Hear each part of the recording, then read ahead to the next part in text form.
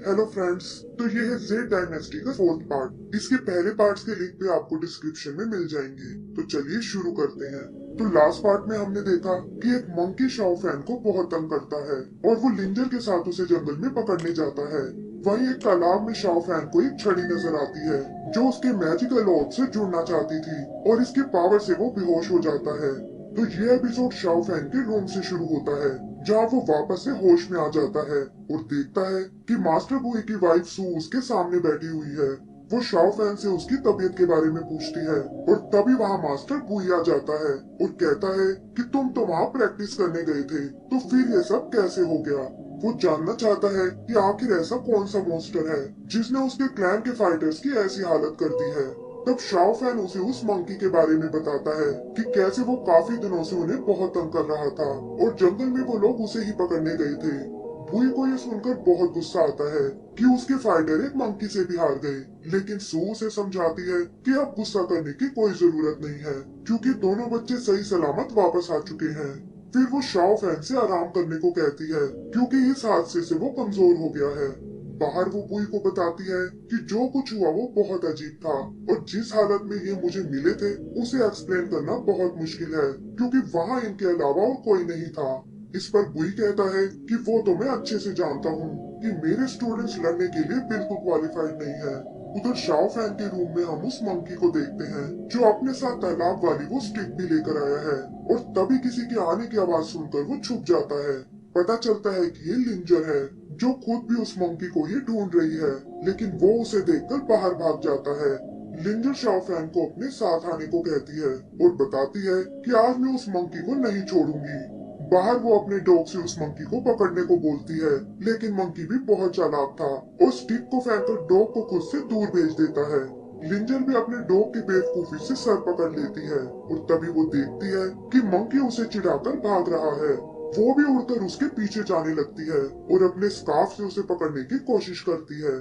तभी Shao fan बीच में आकर उसे रोक लेता है और लिंजर कहती है कि अब इस मुसीबत को तुम ही संभालने वाले हो, लेकिन याद रखना कि ये मेरे डॉग को बिल्कुल तंग ना करे। शाओ फैन भी उससे प्रॉमिस करता है और मंकी से कहता है कि आज से मैं तुम्हें हुई कहकर बुलाऊंगा। मंकी ये सुनकर खुश हो जाता है और शाओ फैन को अपनी लाई हुई वो स्टिक देता है।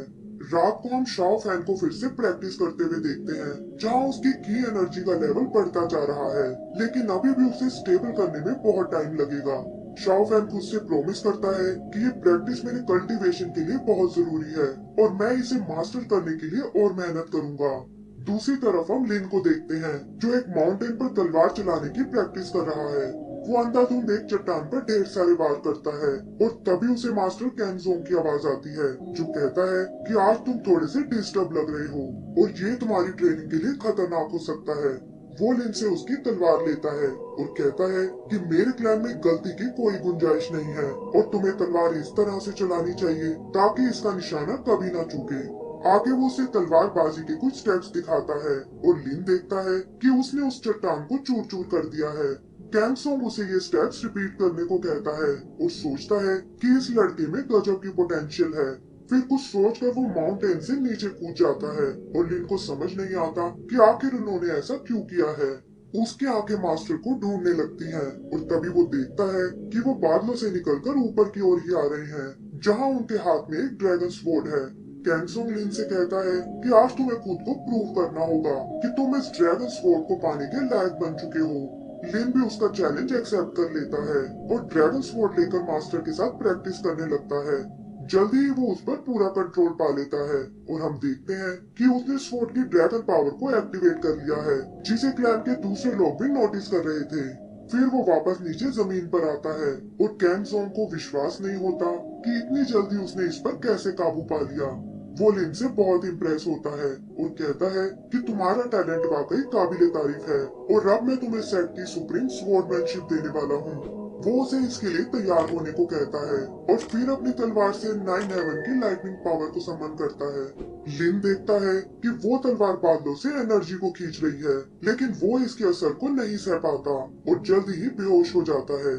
आगे का सीन दाजू पीक का है जहाँ शाओ फैन क्लैन के लिए खाना बना रहा है और बताता है कि उसने लिंजर के लिए गिफ्ट तैयार किया है।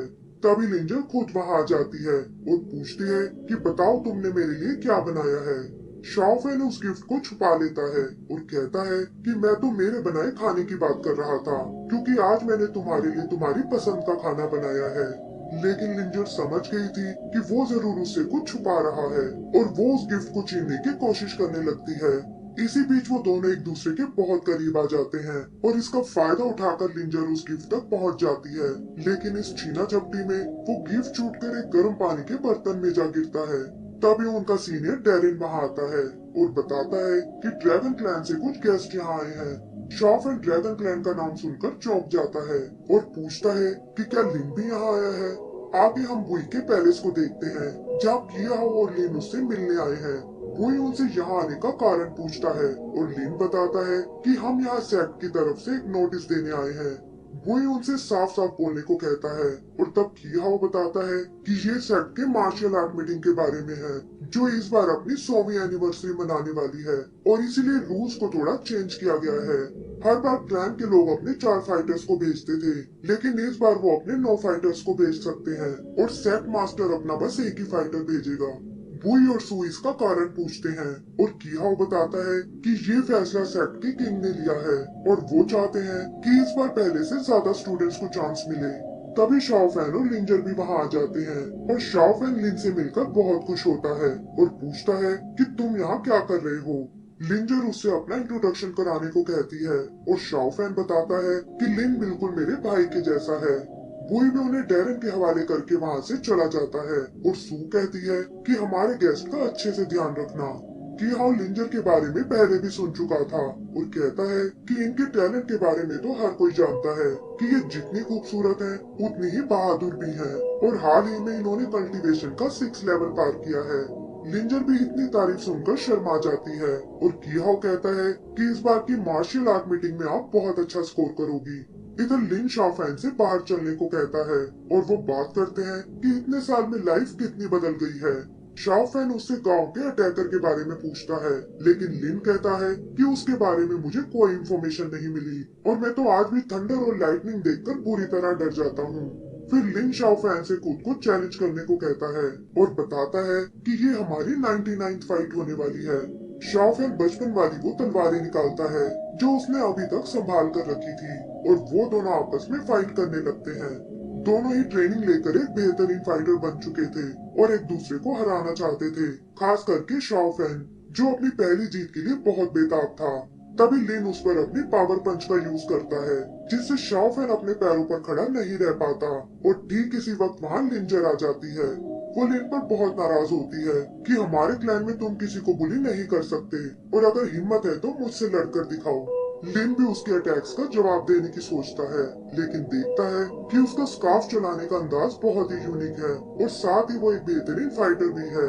जल्दी ही लिंजर उसे अपने स्कार्फ में ट्रैप कर लेती है और इससे पहले कि शाओफेन उसे कुछ समझा पाए, लिन अपनी कैद से आजाद हो जाता है और अटैक के लिए अपनी ड्रैगन पावर को समन करता है।